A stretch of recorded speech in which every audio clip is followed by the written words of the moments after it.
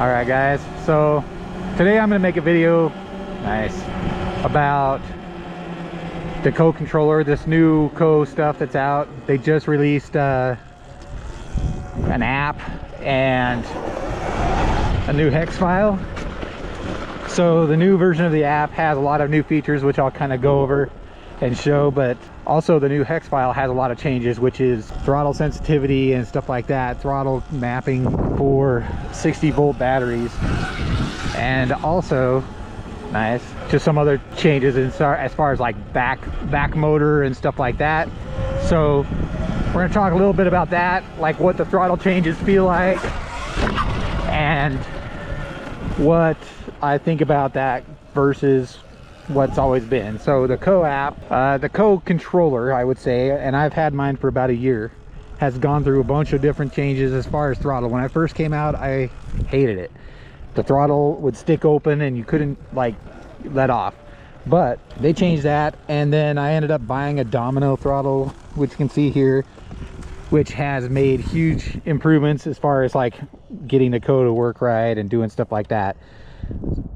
Doing the domino with the tighter spring or the stiffer spring made doing wheelies pretty okay as far as the KO controller. But now with this new update, the KO has so much granular control now that, like you can see on this, when I start barely twisting, it's starting to want to go right there, and it's barely going. I did a test with the stock bike over there that my son was riding, and you can't get that like 0 to 1% range on that stock control, on that stock throttle.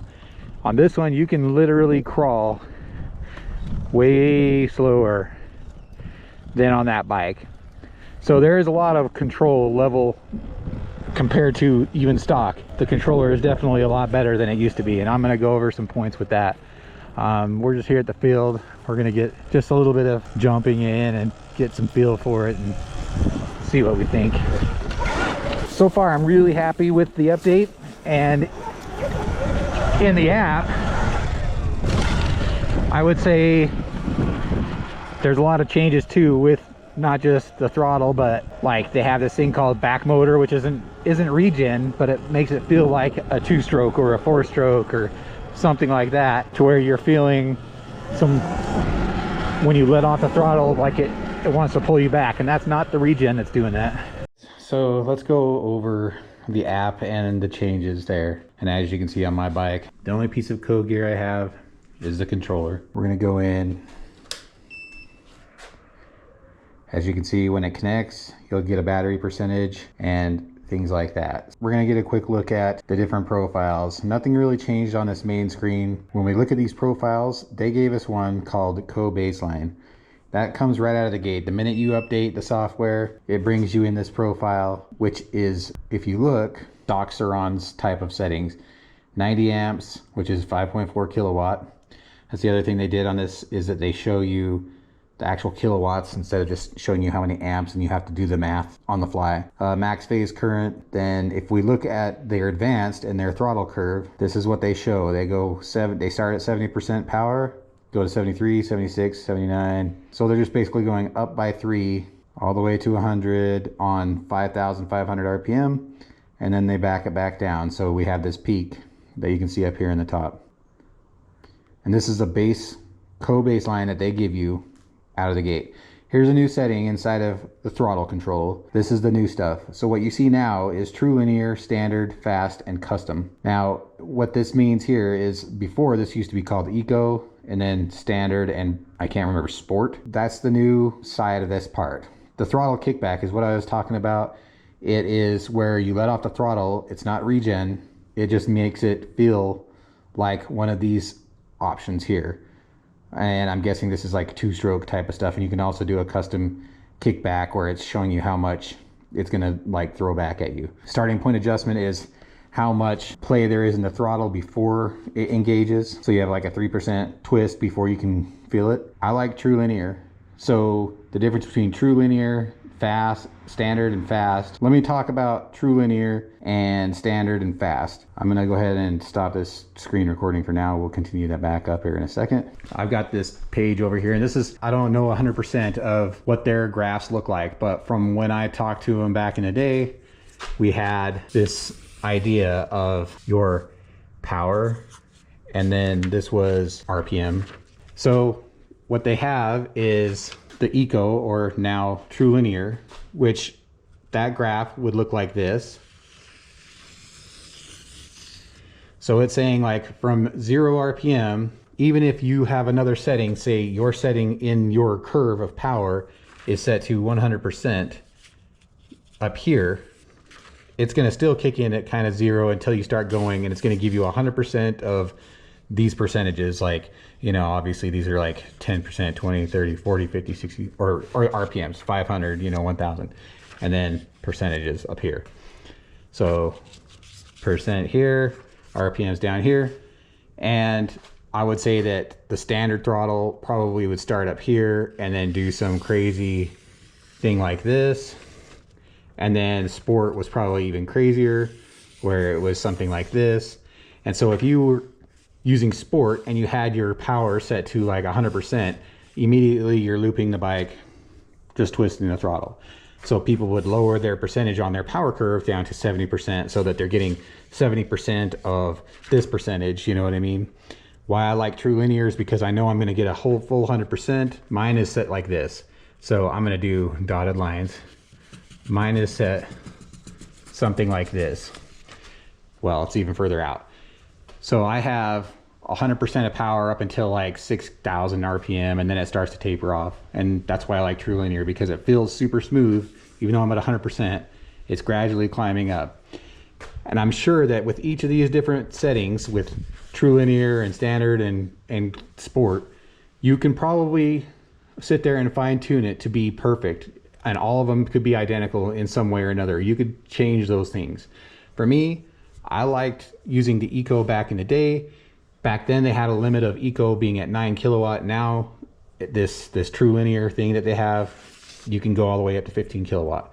And you can also adjust your phase amps to give you more torque down lower, however you want. So mine, even though that's up here and I'm doing this, I was using 430 or 440 phase amps to have controllable wheelies and have that smooth throttle control. And then I also had different tunes that were using standard, or even still, you know, this with more phase amps, so I'd have like a better experience like riding track or things like that. But for wheelies, you know, this was different. So I felt like even with the KO controller, you could always get something going. And now with this new update, everything is a lot smoother.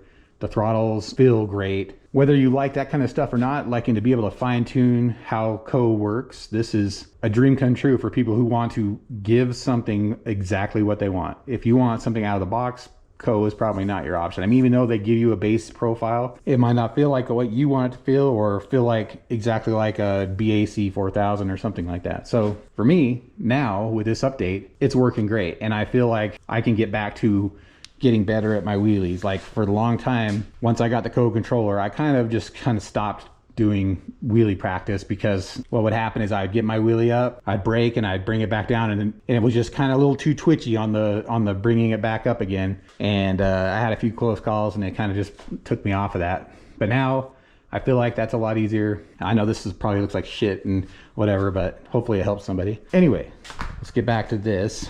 So hopefully that helped somebody understand like how those different power curves work. And when you hear me talk about true linear in any of my videos, this explains why I like true linear and what my stuff looks like. Let's continue through some of these settings here. So this is the new throttle stuff. You can always calibrate your throttle. It's always a good idea every now and then to calibrate. Here we have the braking sensor, regen. You can customize regen now, which is awesome. You can do it to RPM, adaptive stuff. If we look here, it says when set to RPM, regenerative braking will adapt the strength to the speed of the motor. This is huge. Like if you're going slow, it's not going to give you a lot of regen, but if you're hauling ass and let off, it's going to like give you a lot of regen. So there's things like this that are really cool. And I like mine kind of standard to high. I have different profiles if I'm trail riding and I'm coming down steep stuff.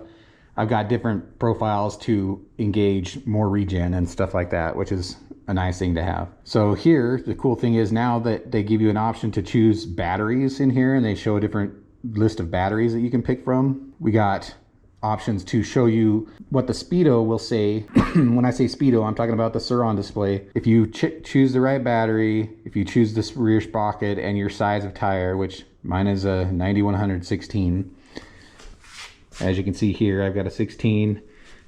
If you don't know how to find out, those tires will usually say right there on the side. And if you set this, it's supposed to make your display show accurate speed. I've not been successful with this. This might still be a work in progress on their side. I mean, as you can see, I've got all that stuff. Well, on mine, it's set up and it doesn't seem to care. The motor, here you can change certain things. It's never a great idea unless you know what you're doing to do some of this. You calibrate the motor. That's something that you definitely want to do. When you get a new update, calibrate the motor, make sure it's running well. The advanced stuff I haven't changed, and I don't think that they recommend changing many of these things. And then we have controller firmware version and stuff like that. That was the new settings of the app. What we want to do now is kind of like, I left some profiles not created so that I could go through some of these with you. We're on the baseline. I'm going to switch over to my wheelie profile, which is called 430 phase. If you come in here to menu, actually my power delivery, you'll notice that I'm at 100% all the way to 6,000 RPM. And then I kind of slowly bring it down. This is what I like. I like it just because it feels controllable. And if I want to adjust my bottom end power, then I just up my phase. Gives me way more torque on the bottom end. And then I can adjust my kilowatt ratings just from there. We have, like I said, throttle sensitivity here. So let's go ahead and we're gonna create a new profile. We're just gonna say 10K with 440 phase amps. So I like it that low because my power, again, I'm doing 100% power on the throttle, which gives you a ton of juice. It's just not a lot of crazy torque in the phase amps. So these are kind of like wheelie settings. And that's why I kind of list in my name what the phase will be. I'll make a 10 kilowatt with a 600 phase amps, so I know I can just go and completely shred trails or do something like that. We'll go ahead and create another profile and we'll make it 10K, 10, and 600. So we'll go and load that, wait for the menu to come up. We open that, we don't change that, we just change this up to 600. And mind you, you can go to 800 phase amps, which is crazy. I mean, it's too much torque. We just save that. That's a nice thing. Once you get a profile you kind of like, all you have to do is just change a couple of settings and create a new profile, and off you go. So you can see here, 36, 27. So definitely that like wheel size speedo shit doesn't seem to work very well. Just gonna show you some differences between like, or 10 kilowatt 430 and 10 kilowatt like 600. So I'm gonna kind of show you just in this dirt so I can get kind of a clear picture of how much like wheel spin I can get just like completely twisting the throttle wide open in 430 phase amps versus 600. And I'm going to switch this to 10K 440. So we're at 10K 440. I'm going to go over here. We're just going to get some wheel spin. We'll come back and look at that, and then we'll start again at 600 and show you the difference. By the way, at the end of the video, I'll have some bloopers about me playing around on this this stuff right here. 3, 2, 1.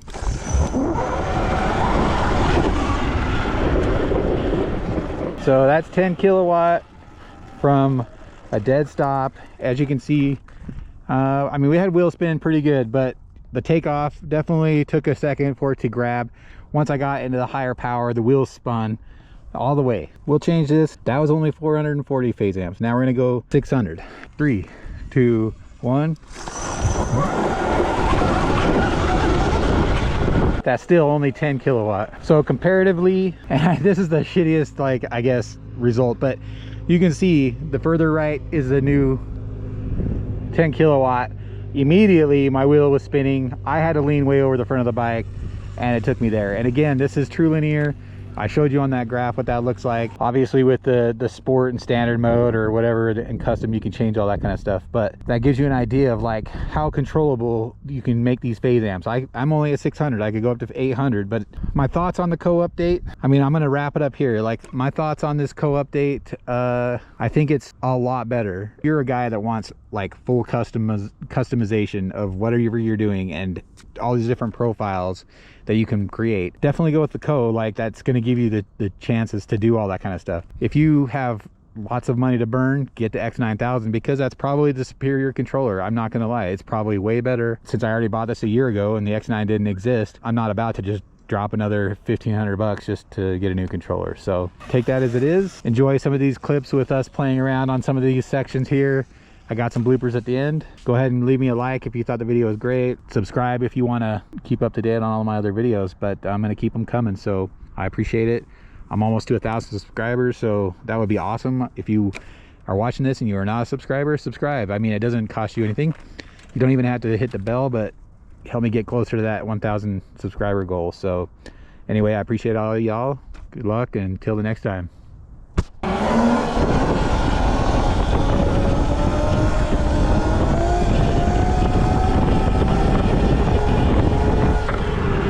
I'm coming after you.